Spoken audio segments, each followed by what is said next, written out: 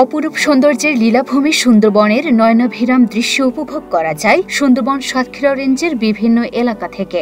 পর্যটন শিল্পে ব্যাপক সম্ভাবনা থাকলেও সুন্দরবনে পর্যটকের সংখ্যা কমতে দেখা যাচ্ছে, যে কারণে ক্ষতিগ্রস্ত হচ্ছে পর্যটনের উপর নির্ভরশীল মানুষ।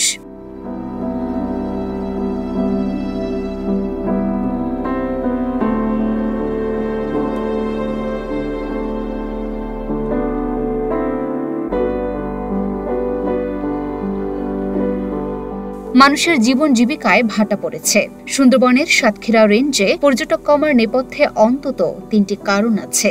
এগুলো হলো সাতক্ষীরা মুন্সিগঞ্জ সড়কের বেহাল দশা, সুন্দরবনের প্রবেশ মূল্য বৃদ্ধি ও সাতক্ষীরা রেঞ্জ থেকে সুন্দরবনে রাত্রিকালীন অবস্থানের ব্যবস্থা না থাকা।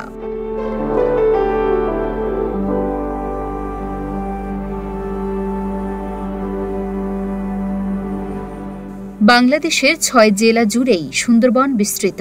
২০২১-২২ অর্থ বছরে সুন্দরবন সাতক্ষীরা রেঞ্জ দিয়ে সুন্দরবনে যেখানে ৫১,০০০ দেশি পর্যটক প্রবেশ করেন, ২০২৩-২৪ অর্থ বছরে সে সংখ্যা নেমে আসে ৪০,০০০-এ।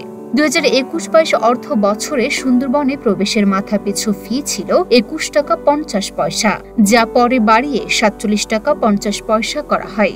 এছাড়া সাতক্ষীরা থেকে মুন্সিগঞ্জ পর্যন্ত সড়ক পথের দূরত্ব ৭০ কিলোমিটার। সড়কের বেহাল দশার কারণে প্রায় ৪ ঘন্টা সময় লাগে। এছাড়া পর্যটকদের সাতক্ষীরা থেকে সরাসরি কোনো বাস নেই। তার উপর সাতক্ষীরা রেঞ্জ থেকে সুন্দরবনে রাত্রি যাপনের অনুমতি দেওয়া হচ্ছে না। আমাদের অঞ্চলে এখন এই পর্যটন কমার প্রধান কারণ হচ্ছে এই অঞ্চলে হচ্ছে মানে যে ধরনের রাস্তাঘাট এবং যেভাবে হচ্ছে টুরিস্ট বোর্ডের যে ভাড়া বৃদ্ধি, বিভিন্ন কারণে কিন্তু আমাদের এই অঞ্চলে দিন দিন পর্যটন কমতেছে। যে কারণেই এই পর্যটন খাতে পর্যটককে আকৃষ্ট করতে হলে আগে আমাদের যে প্রধানতম সড়ক আছে সাতক্ষীরা থেকে মুন্সিগঞ্জ পর্যন্ত, সুন্দরবনের পাশ পর্যন্ত, এই রাস্তাটি খুবই সংস্কার করা খুবই জরুরি। আমাদের এই অঞ্চলের মানে বিশেষ করে দক্ষিণ পশ্চিম অঞ্চলের পশ্চিম সুন্দরবন বন বিভাগ অর্থাৎ সাতক্ষীরা রেঞ্জের যে সুন্দরবন, এখানে কিন্তু প্রতিনিয়ত পর্যটক কমে যাচ্ছে।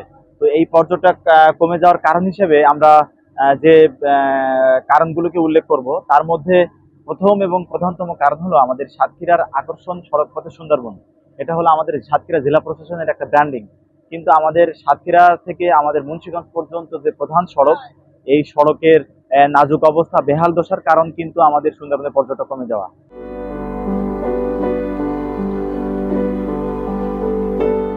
লুনা ফ্রিসনিপা, ঢাকা পোস্ট।